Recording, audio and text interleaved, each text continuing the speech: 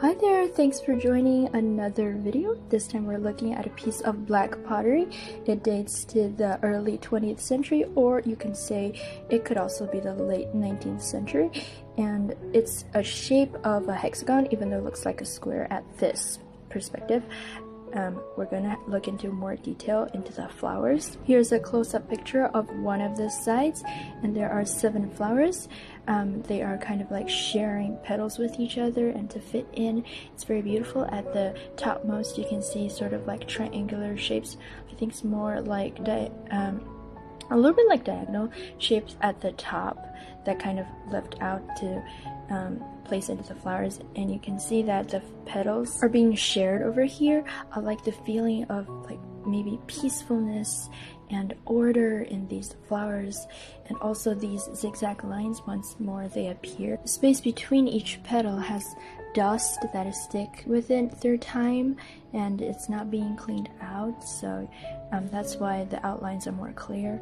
And here we take a closer look at the rim of it. You can see there's even sort of like a little bit of break on here, because pottery are rather tangible materials, so this is like within a century or so, and then there's already showing signs of wearing out. I want to show like a closer look at the decorations here. Those are for pure decorations. Those tiny triangles along the line kind of reminds me of embroidery designs on the edge of quilts maybe. I like this picture particularly because of the view. We don't see the bottom decorations, and then it feels very light, like almost weightless. This shape reminded me of Manta or Mr. Ray from Nemo, you know, his like school bus who brought all the little fishes to school.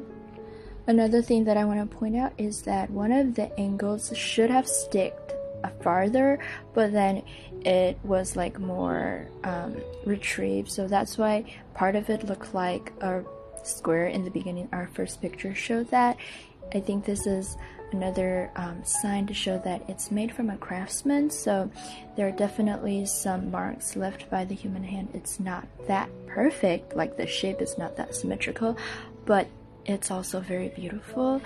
And when I hold it and I turn it, I feel the weight and just the love the craftsman he gave to this artifact. Like he spent time to make it, and he holds it in his hand to watch it just like I do.